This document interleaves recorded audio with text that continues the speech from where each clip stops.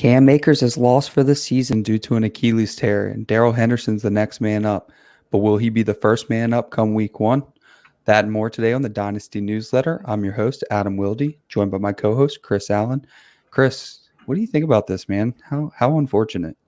It really is. And after seeing what could have been with Cam Akers towards the back end of 2020, when we saw him really take over the backfield, started getting at least like 60 to 70% of the team's carries, still not heavily involved in the Rams passing game, but that's been more of a stylistic thing than not. Because even when they had Todd Gurley, I think they were really only like 21st, 22nd, somewhere in that range in terms of running back target share across the entire league. So, but still, we wanted to see Akers really handle the majority of the backfield. We got that.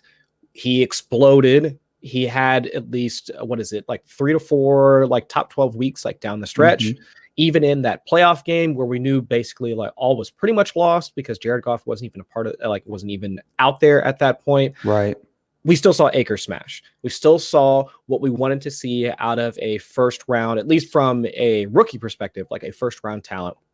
So all things were lining up for this to be his breakout season, and yet he has one of, if not the worst possible injury for a running back.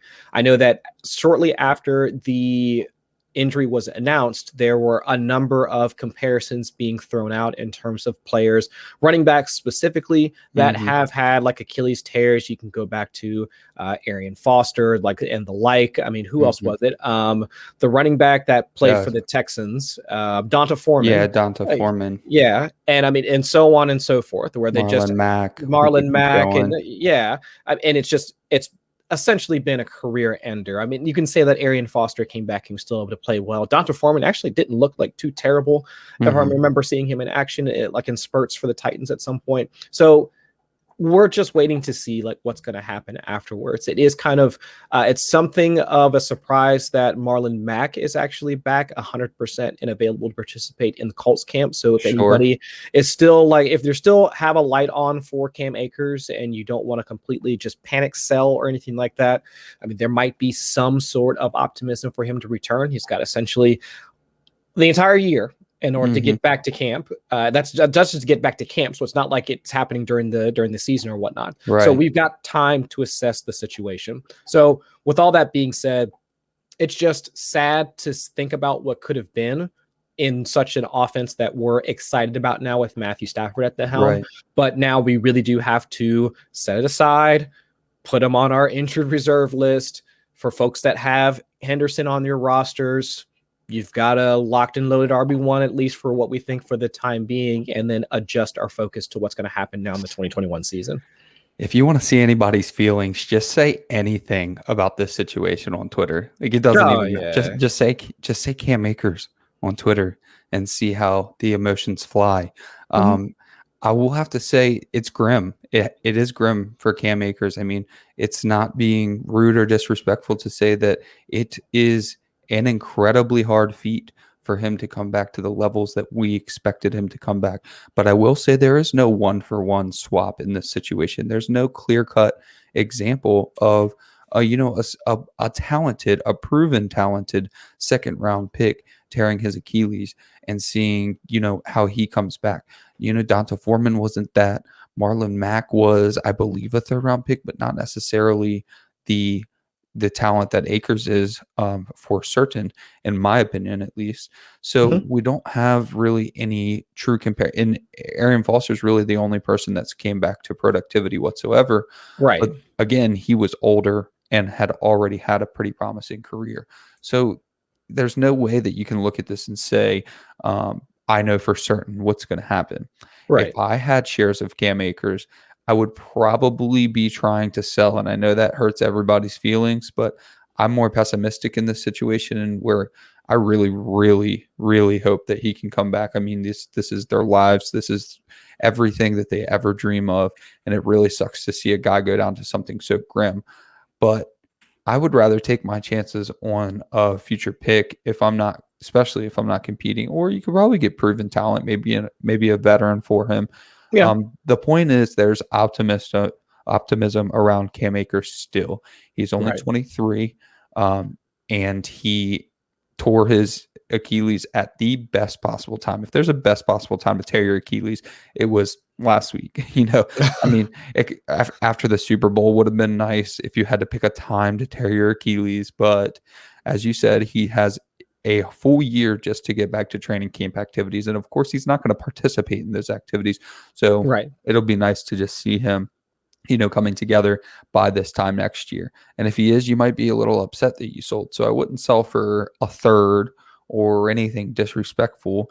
But if you have people that will give you, a second in an asset, a second in Paris Campbell, maybe something like that, where there's some upside involved, I might take it. And I don't fault people for not taking it and shooting for the moon. It depends how risk adverse you are. But I tend to be, you could say pessimistic, you could say realist. I don't think that it is the odds are against him that he's going to come out and be the Cam Akers we thought we were going to get in 2021. So all that being said, with Cam Akers, we've got another promising young running back that we need to discuss in this situation. We have Darrell Henderson, who just 2 years ago was a third-round pick for these Los Angeles Rams. And if you were to talk to the great Matt Waldman here on the Footballguys Audible, you would hear him say, hey, Darrell Henderson was a fine prospect who wasn't drafted into an offense that he fit in.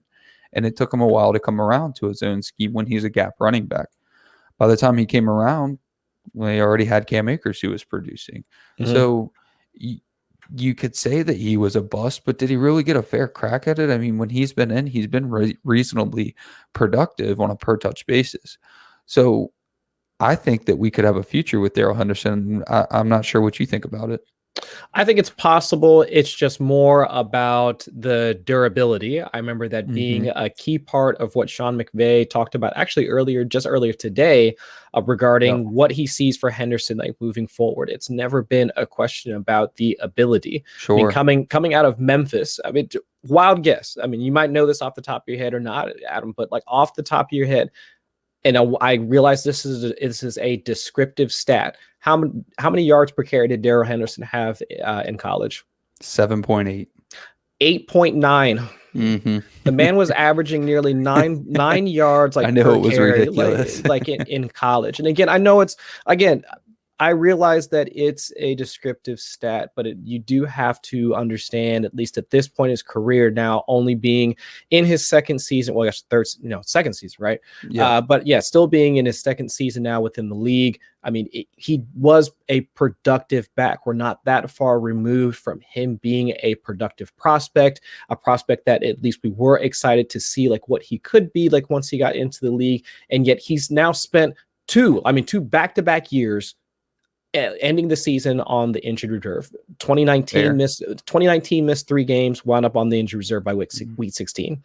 2020 missed, I think, 2 games towards the middle of the season and still wound up winding up on the injured reserve again. So it's never really been a question about his ability. It's been more about his availability, to the team itself. So while he hasn't been a large part of the passing offense, outside of Todd Gurley, no running back has really been a large part of that passing offense. Akers started to look like he could still be a part of that, but now it's just more of what can we see from this offense here in 2021.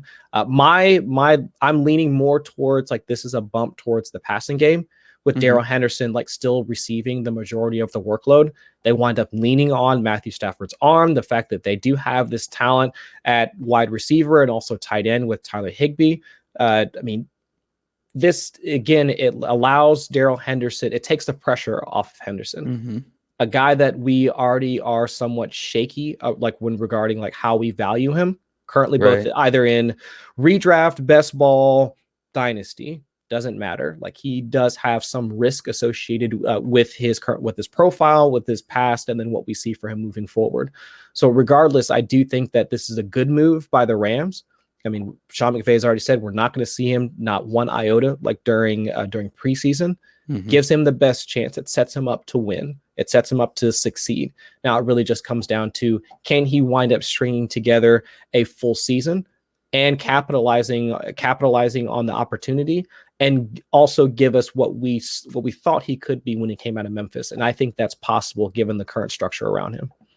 Sure. So now you have to peel it back another layer, and we've reached the decision point that I've discussed with Derrick Henry in the past. These decision points that you get to with these players where you could sit out, but you really should be taking a stand here. There's a stand you can take on Cam Akers. Do I believe that he will be the outlier? Do I believe that he is young enough, strong enough, good enough offense, good enough supporting organization? It's not just a team level. It takes an organization to get a player back from an injury like that. Do I believe in that? You trade for Cam Akers. If you have Cam Akers and you don't believe in that, you trade him for someone who does believe in that. Then you get to the Darrell Henderson decision point.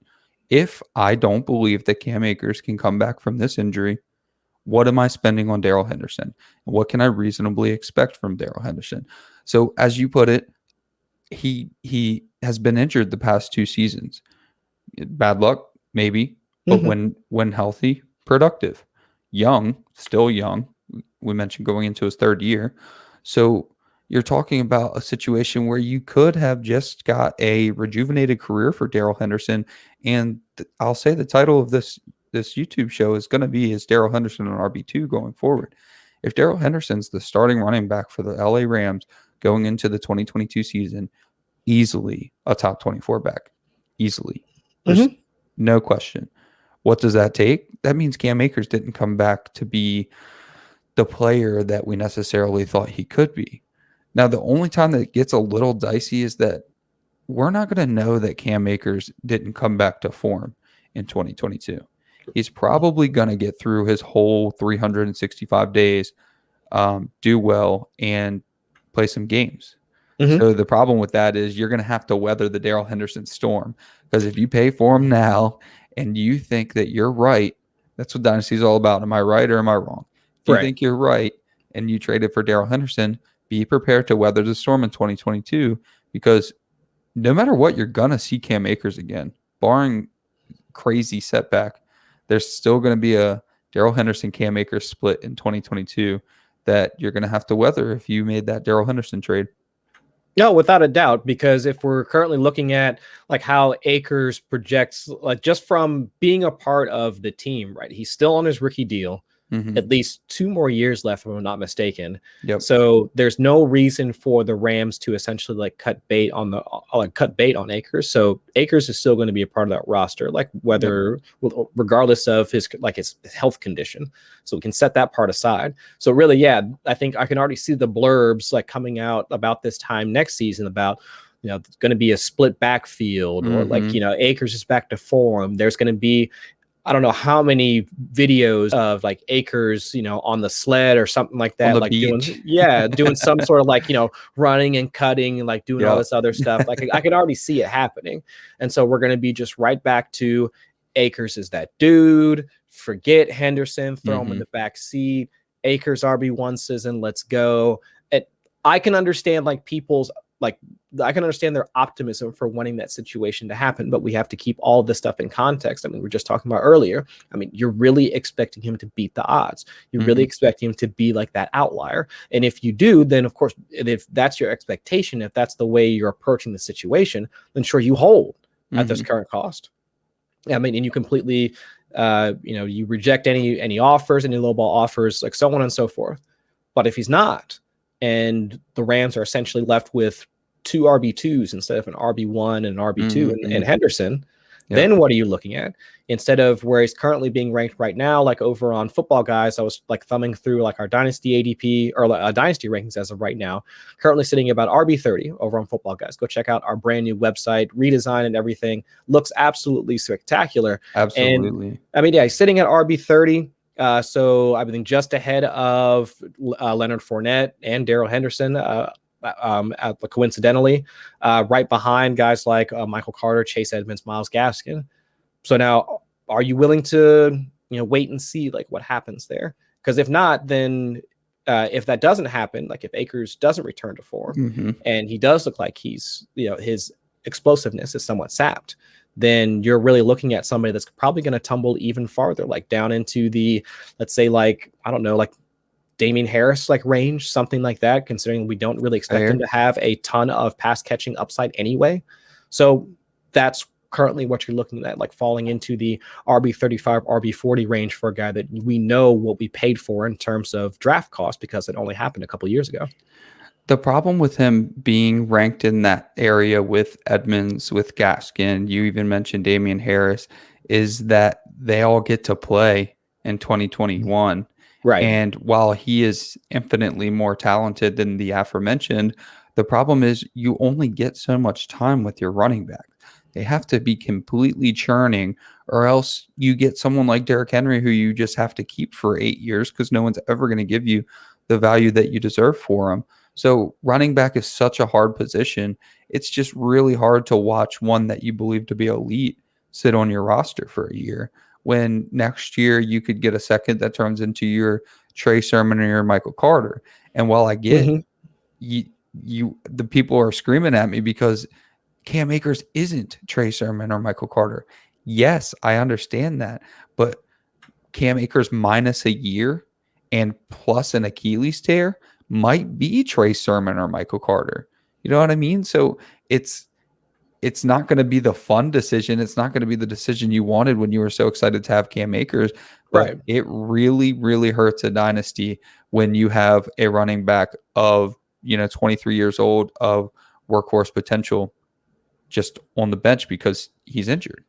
So if you can move him for something viable, now not often can you move your Achilles tear running back for something viable, but you can in this situation. And that's my point here. We're lucky that Cam Akers is that dude that has that value that people want to rely on, that want to put their faith in. Yeah. You can let someone else in your league put their faith in him and still like Cam Akers. Right. Yeah. You don't have to completely write the dude off just because you traded him in Dynasty. Mm-hmm. So if you're enjoying the Dynasty Newsletter content, just know we're coming from the FBG email list written by Joe Bryant, Sigmund Bloom, and Cecil Lammy, and it's going to come to your inbox every day on the email. So if you get that email, you read through it, you say, how's some of this stuff affect my Dynasty roster? Well, we hit you up on Monday nights and we let you know how it affects your Dynasty rosters with the Dynasty Newsletter.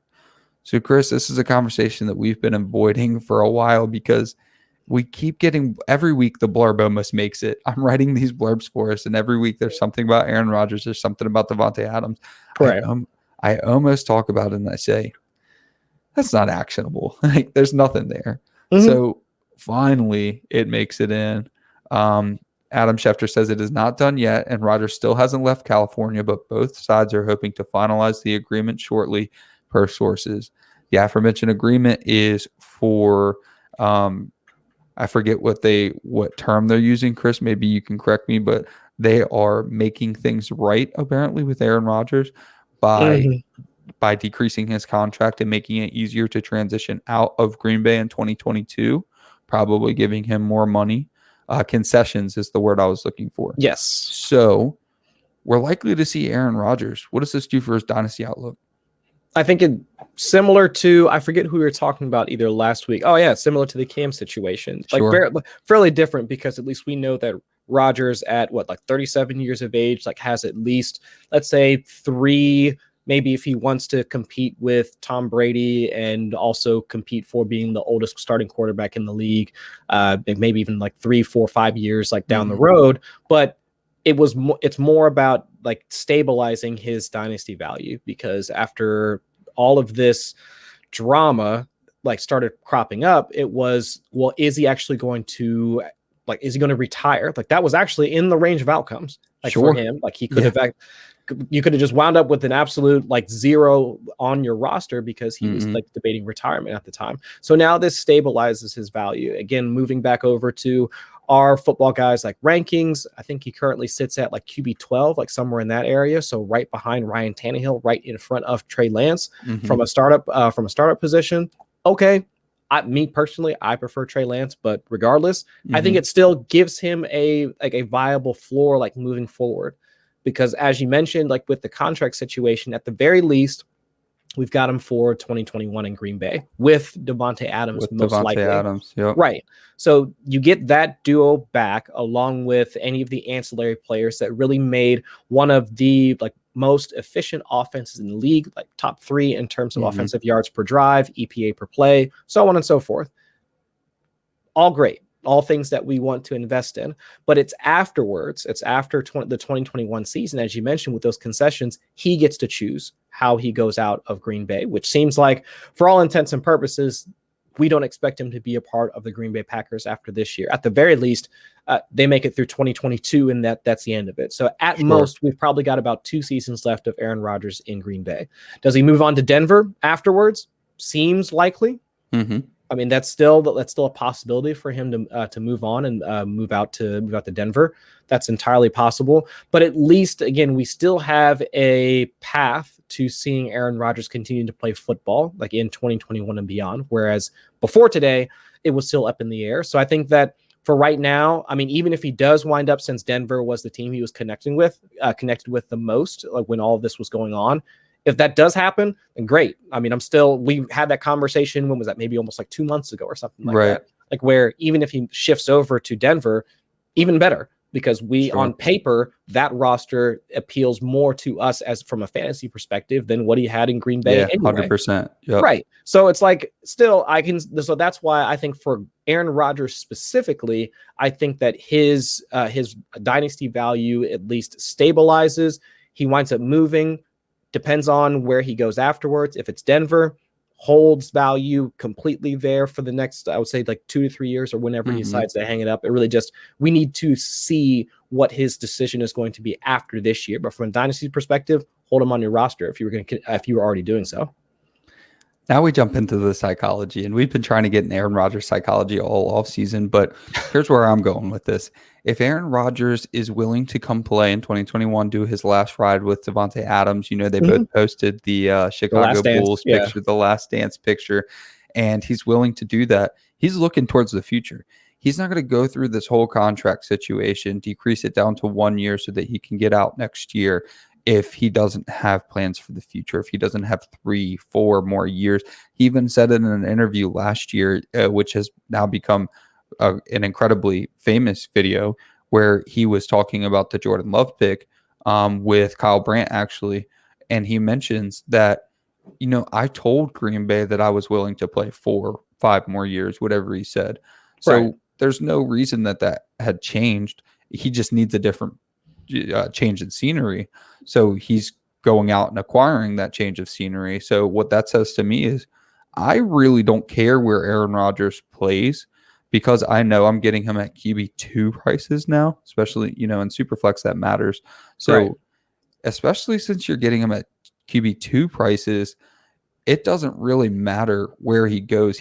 And as a matter of fact, if he doesn't get traded, he gets to hand pick his destination. And I don't feel like he's going to pick a bad destination for himself.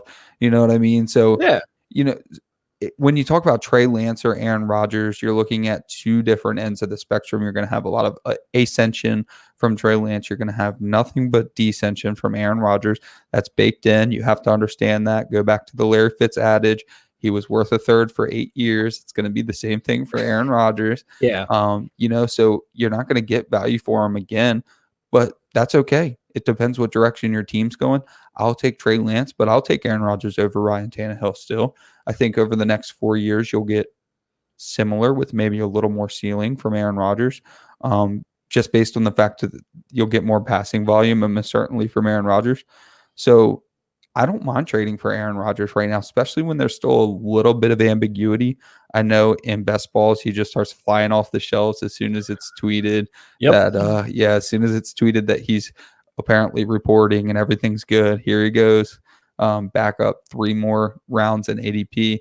I don't know if Dynasty is going to reflect that, though. We see this all the time where players take these value dips and they stick regardless, especially when age is a factor in Dynasty. It's really hard, and we'll talk about a player in just a few minutes, really, really hard to come back from a value dip when you're getting older, even if the aforementioned value dip has been corrected. So Aaron Rodgers' value dip was potential retirement. It was sitting out the year. that's all remedied. But his ADP is not going to make it back up to where it was. Almost certainly. You see it all the time in Dynasty. No. That's a potential buying opportunity right there.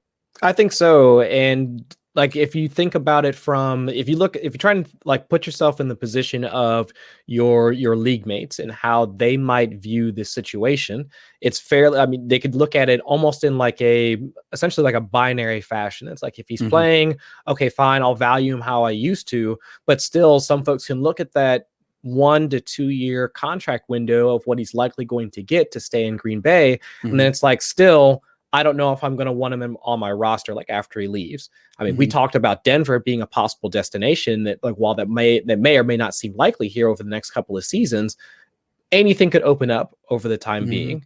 And so, like you mentioned, I can totally see a scenario where folks will just want to stay away from Aaron Rodgers from a startup perspective, because they would want to invest in some of the guys they might be able to find more value or similar value that would wind up ascending afterwards. Because like I just mentioned, according to our rankings, I mean, Trey Lance sitting behind Aaron Rodgers, his value is going to skyrocket after this year. So Aaron Rodgers is going to fall behind that dude. Justin Fields after this season, I mean, ranked at quarterback 15, his value is going to skyrocket past Aaron Rodgers. Tua, if Tua winds up showing out like this season now with the improved offensive line, Waddle, Fuller, so on and so forth, assuming Miami doesn't make a trade for Deshaun Watson, his value will probably wind up moving out and maybe pull even with Aaron Rodgers, like from a dynasty perspective. So you can already talk yourself into at least 2, 3, maybe a few more guys or a few other quarterbacks that could wind up at least bumping Aaron Rodgers down, where Rodgers is still going to be playing. Rodgers is still going to be accurate. Rodgers is still going to be productive regardless of where he goes. And if he winds up being the one to choose where he goes, it's not like he's going to choose to go to the Texans. He's not going to choose to go and try and, like, I don't know, replace Zach Wilson like on the Jets, even though the Jets could be fun. Right. But it's like he's going to choose a good situation where he can compete and win. So I can still see a case for Aaron Rodgers to still be, if not quarterback 12, slightly outside of that QB1 cost, because we know, at least from a production standpoint, that value is going to be there for him regardless of where he winds up after he leaves Green Bay. Yeah, he's almost going to be a QB2 on your roster every year. He's going to cost QB2 prices, and he's going to probably score QB1 points for the rest of his career. Sometimes that's just how it goes. So let's bring into the conversation another Green Bay Packer here. And Green Bay Packers wide receiver Davante Adams has ended long-term extension talks with the team, and there are no plans to resume them, according to Ian Rappaport. Smart, in my opinion, very smart of Davante Adams. The problem in Dynasty is that he's going to be 28 before we know it, and you don't ascend once you hit 28. So he and the next player that we're going to talk about fall in the same bucket, where they take value hits and they're not going to recover from the value hits regardless. So he took a value hit because Aaron Rodgers might retire. He took a value hit because he might not have a long-term extension at his age. He's not going to recover from that now that the Aaron Rodgers news comes out, but he gets to pick his team next year as well, and Davante Adams. So what do you think about Davante Adams' dynasty outlook going forward? Right. And the obvious update to that news blurb is that, I mean, I think Schefter reported earlier today, because Aaron Rodgers is coming back, now Davante Adams is talking about like being open to extension talks, like yada, yada, yada. But that was to be expected. Like, once his quarterback came back, now he wants to listen to Green Bay and see like what happens afterwards. So I'm sure that blurb will be up like somewhere. I think Joe Bryant actually already like sent out like an updated email list. I think so. Email update like regarding all the changes in Green Bay. But regardless, I think it's obviously a bit different for a wide receiver to switch teams versus a quarterback switching teams, regardless if you're elite at your position, which Davante Adams has been for the past few seasons. Now, do I think that because of his talent, even if he winds up changing teams, let's say after this year, or maybe even after 2022, will he not still garner a high percentage of the team's targets? Yes, I absolutely believe that is in the range of possibilities. Almost similar to how we're viewing the Julio Jones move from Atlanta to Tennessee. Targets should still be there because they are earned. And Davante Adams is one of those wide receivers that clearly earns his targets. A significant target share. Absolutely. But now it just changes the upside from a touchdown perspective, where he winds up going, because that's really, from a fantasy perspective, what we need from our wide receivers. Of course, we love the yards, we love the targets, we love the receptions, like so on and so forth. We love all that, but we want the money touches. We want the targets within the 5, 10, 15, 20-yard line that will wind up getting you touchdowns. And with Davante Adams last season, I mean, he was like almost leading the league in terms of red zone touches. I mean, wound up converting them for a ridiculous number of touchdowns. Third ever in touchdowns. Right. I mean, I think, what was it? I think he had over 10, what is it? I think over, it's like somewhere between 5 and 10 touchdowns that just came from inside the 5-yard line. Mm-hmm. Think about that. Yep. So depending on where he goes, that can change our outlook from a fantasy perspective, because he won't be given those same opportunities as he's had with Aaron Rodgers. So let's say like he moves from Green Bay and becomes the wide receiver 1 for Las Vegas. Entirely possible, since I think he happens to know the quarterback that currently plays for Derek the Raiders. Carr already openly recruited him. I don't know if that's allowed, but right. But let's say if that deal goes through, of course, we established Davante Adams as the lead target receiver for the Raiders. But again, what does that touchdown efficiency go to? I mean, it's not going to be the same as when he's playing in Green Bay. So that's just the way that we're going to have to adjust moving forward. I'd say he could wind up dropping a few spots, but he can still wind up stabilizing his value, because at least for a guy like Davante Adams, we know the type of target share he should be earning year in and year out until he decides to hang him up. Well, the problem with Davante Adams and investing in him in Dynasty is just who else is at the wide receiver position. Is he ever going to pass Justin Jefferson? Is he ever going to pass AJ Brown? Is he ever going to pass DK Metcalf? If Jamar Chase has a big coming out party, CeeDee Lamb. There's nothing Adams can do. He can have another 300-point season in PPR. There's nothing he can do to ascend past those guys ever again, solely based on age. Would I be surprised if he outscored all of them for the next 3 years? No. And that's not, but that's just not how Dynasty works. He's not going to be valued ahead of those guys because he doesn't have a 23, a 24, or a 25 next to his name. He's going to have a 28, a 29, a 30 next to his name. And can you find value in that? Yes. But I will say rosters get scary very, very fast when you start investing in your Julio Jones, your Antonio Browns, Larry Fitzgerald, all the mistakes I've made.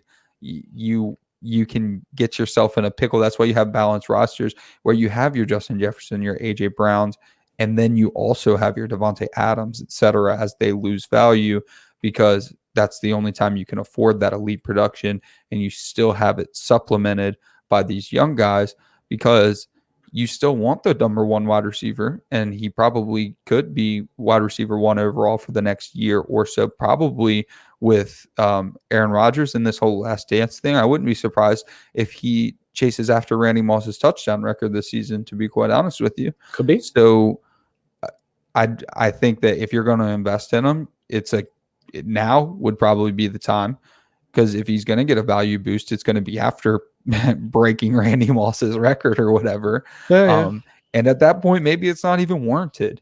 Maybe he's not even warranted to have the value that he has after having such a substantial season, when you know he might be going to, like you said, the Raiders.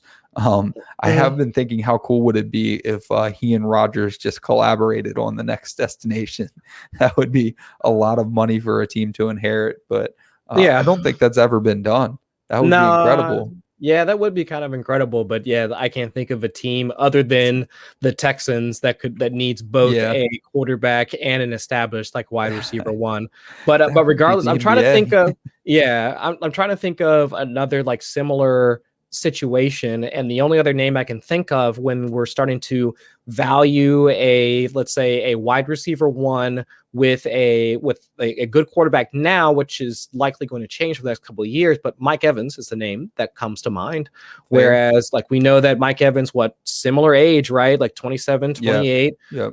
How much longer do we really see Tom Brady really being able to, not necessarily playing, but playing and putting up the stats like that ridiculous video of him throwing to the jugs machine that just came out yesterday? I don't really see that happening. It's gotta be fake. Yeah, it has to be fake, or else otherwise Tom Brady really is ridiculous. But either way, if we're looking at it from a dynasty perspective, Mike Evans' situation kind of lines up, right? We are seeing an older wide receiver playing with with an elite quarterback that's likely going to change over the next couple of years. So how do we proceed? Like, how would we want to view like Davante Adams, like after all of this changes, and like where Mike Evans is currently going? I think Evans is probably like 6-7 spots like below Davante Adams in terms of where he's currently at from a dynasty perspective.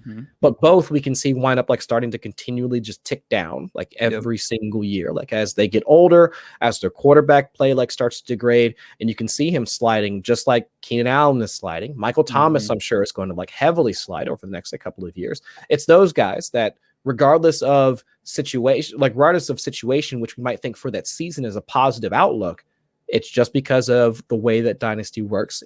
And like you mentioned, Adam, if we know that for that season, like we know that the targets are going to be there for Davante Adams and the looks are going to be there, then depending on your roster construction, you can wind up capitalizing on the fact that his value is going to continually decrease and then wind up actually putting together a championship roster for that season. But you just have to be mindful of like where your roster sits at and if he's an asset that you would want to pick up at that time. Yeah, I mean, if you really want to galaxy brain this thing, and this is why I am willing to ride out wide receiver way more than any other position. I mean, running backs, I'm nervous the entire time I roster a good running back. But wide receivers is a position that I'm willing to ride the waves with. And if you really wanted to galaxy brain this thing, there's a couple other names, like you mentioned, Mike Evans, who's been perennially underrated, and Tyler Lockett. And if you're going to ride that age wave, how much extra could you get on top of Mike Evans or Tyler Lockett for your Davante Adams and get maybe similar production? Now, 2021 is going to be nuclear for Davante Adams. So you have to really galaxy brain this thing and look way into the future.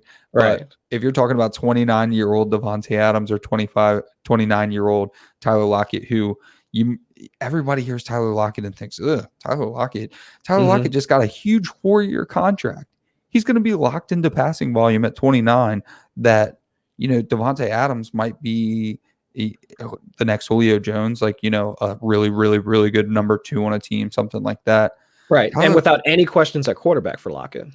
Yeah, unless Russ gets his trade, but I think that's kind of simmering. So either way, Tyler Lockett's got locked in volume for the next 4 years. So people can scoff at you all you want, but you could get a lot on top of Tyler Lockett for Davante Adams right now. Cry yourself a river all of 2021, but it's not going to look terrible in 2022 and beyond. And you go for those younger guys like CD or something. You can't trade anybody Davante Adams for CeeDee Lamb straight up right now. No, not going to happen. I mean, I think it would be smart, but it's not going to happen. No one's going to do that. So that ship has sailed. I remember having Antonio Brown when Michael Thomas was ascending and trying to do that swap. No, I was way too late. I thought I was smart. I thought I was ahead of the curve. I was way too late in sending out those offers. So, if you have Davante Adams, you might overvalue him, and maybe he could take you to a championship himself in 2021. So I'm not telling everybody that you have to dump him. I'm just saying, if you're not in championship contention, there are moves that you can make now to supersede whatever happens after 2021 with these Packers. That's interesting. That's an interesting point, because you could wind up using Adams' current, the hype surrounding the 2021 season, the possibility of maybe one more season afterwards with Rodgers, and wind up moving him for like one of those younger guys. So yeah, CeeDee Lamb probably off the table, but maybe Terry. Maybe you could probably get something for that. DJ Moore, DJ Moore, possibly. I was thinking maybe like Ayuk, maybe. Ooh. I mean, we'll see. But I mean, there's just like might be T. Higgins. That maybe. I think that ship might have sailed. Like, but I mean, maybe. I mean, I know he's more of like that, second year, like that. All the hype building for the second year. If not for Jamar Chase, if not for Jamar, I think T. Higgins takes a little bit of a dip in order to get that deal done. But I think you might get a third on top of T. Yeah, but I'm saying but if you do want to now try and churn your roster and move off of Davante now, there are quite a few younger and ascending wide receivers that you could target where you can get them plus an additional pick back as well. Sure. And if you're going for a championship, just ride it out. Hope that he breaks the record. for most touchdowns. Randy Moss, I think 22, I think. So Davante Adams would need 23. Yeah. So if you've been listening to our shows, you've been enjoying the YouTube channel recently, you're starting to get savvy, you're starting to feel comfortable with your analysis going into the season, we have an opportunity for you to put your money where your mouth is. If you go over to ffpc.com, that's myffpc.com, and click on the Footballguys Player Championship, you will be joining in on a lot of other Footballguys listeners with a $350 buy-in to really test your gumption and see how you come out on top in the 2021 season. And hey, not all of them are Footballguys listeners just because it's the Football Guy Player Championship. So you could still have a leg up just by going to hit that email newsletter that we mentioned earlier. They might have been drafting Michael Thomas still after the injury because they didn't get that email newsletter letting them know that Michael Thomas is going to miss a decent chunk of the season. So there are still edges to be had. Yes, even at that price tag, there are still edges to be had. So go over to myffpc.com and check out the FBG Players Championship. So, Chris, I just mentioned Michael Thomas. Saints star wide receiver Michael Thomas is expected to miss the start of the 2021 season after undergoing surgery to repair the ligaments in his ankle in June, according to Ian Rappaport. This is incredibly weird, man. He was injured last season. He was injured after the Super Bowl. He had a small surgery after the Super Bowl, was supposed to have a surgery again, and just didn't. So what do we do now? Well, yeah, I think there was some talk of him doing some stuff in OTAs. At least he was present for OTAs, and then he wound up leaving. And then now we've got this cleanup thing that happened within the last few weeks to a month or so. And now we're completely left trying to figure out like what the future for not just Michael Thomas, but the entire Saints. Oh yeah, like I mean, it is kind of odd to think that. I guess maybe not now that we're talking through it right now, but it's kind of odd to think about like how much kind of hinged on Thomas's availability, because think about the analysis that came out immediately afterwards. Like, well, if Thomas isn't playing, then Jameis Winston can't be the starter. It's like, oh, I didn't really think about Thomas's availability, or Winston being the starter hinging on Michael Thomas being available. But while I understand the logic, I didn't think like so many other dominoes are being affected or like are falling now because of this injury. But from a dynasty perspective, we're in a similar spot, like we talked about with Davante Adams, but even worse, right? Because now we have Michael Thomas now has to sit out for, I've heard anything from early October for his availability to late October, early November, with even a couple more weeks to really get back on track and back to, like, let's say, quote unquote, like playing form afterwards. So while we're still trying to figure out what the time frame looks like, we do at least know he's going to miss a significant part of the season. He's already 27 years old. His value is going to wind up taking at least a decent hit like over the next year or so. We haven't even talked about like his quarterback situation, because do we really think in 2022 they're going to wind up rolling in with the same game plan regarding Jameis Winston and Taysom Hill? I can't see them doing that like 2 years in a row. So it's just that. So we got uncertainty with Thomas and what his role is going to evolve into as he transitions into the later stages of his career. And we've also got the Saints as an entire team, because the contracts along their offensive line, contracts on their defense, and also the quarterback situation just leaves the whole team in kind of in somewhat of a disarray.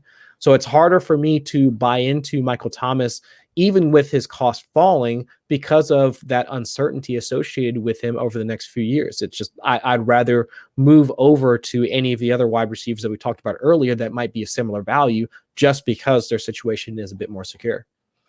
The problem with Michael Thomas is that his value is just going to tank, and there will be a buying opportunity where it's a savvy decision to buy Michael Thomas. Sure. But the problem is, if you think of Michael Thomas's value like a stock and you want to buy the dip, that dip could be rock bottom. I could definitely see a timeline getting pushed back from week 8. So we get to week 8, because week 8's the top end that I'm seeing. We get to week 8 and he's still not there. If you bought before week 8, you missed a giant dip in value that you could have had by waiting to trade for him. So there is going to be a time where it is smart, but finding that time is going to be a complete nightmare. Now is not the time at all. If anyone has Michael Thomas on their roster, they are incredibly salty about this situation.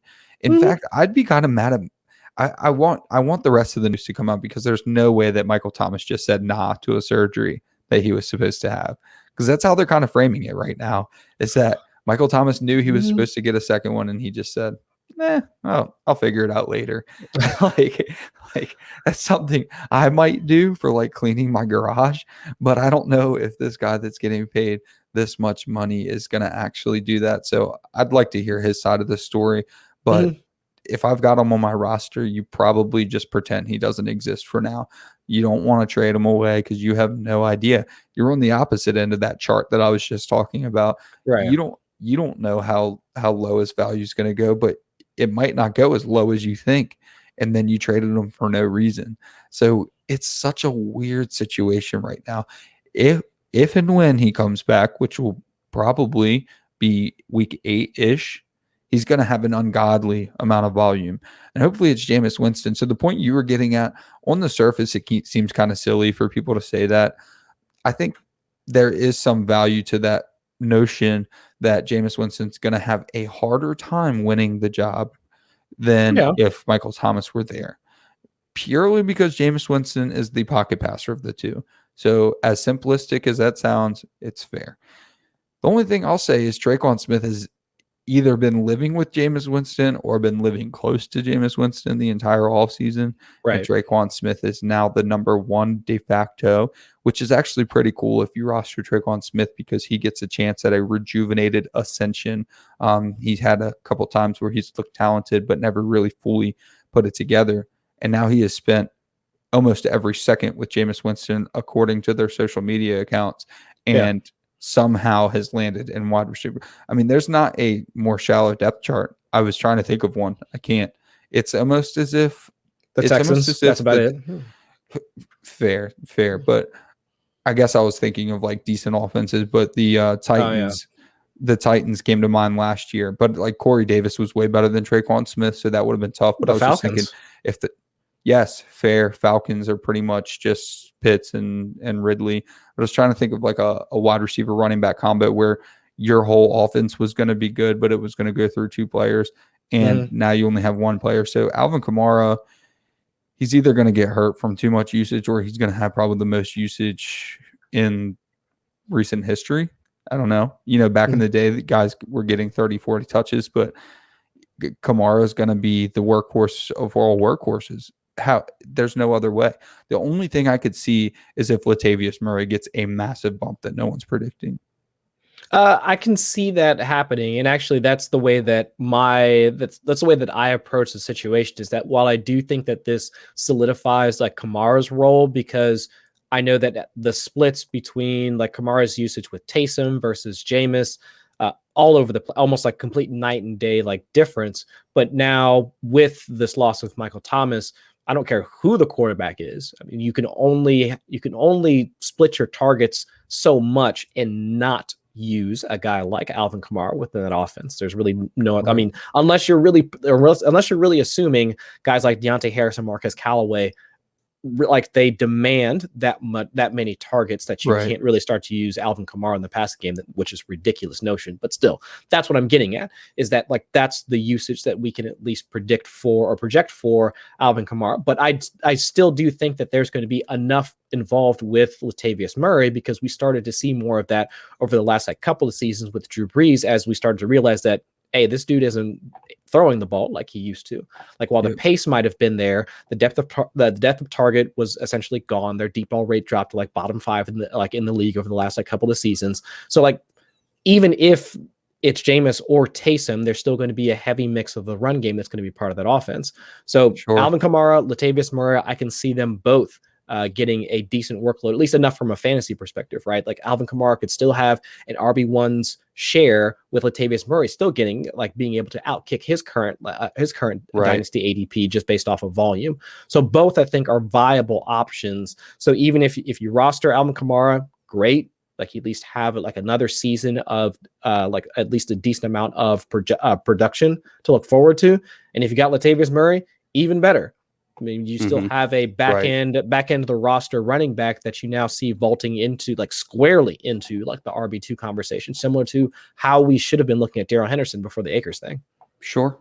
All right. Well, I want to thank everybody for coming out and joining us today. This has been the Dynasty Newsletter with footballguys.com.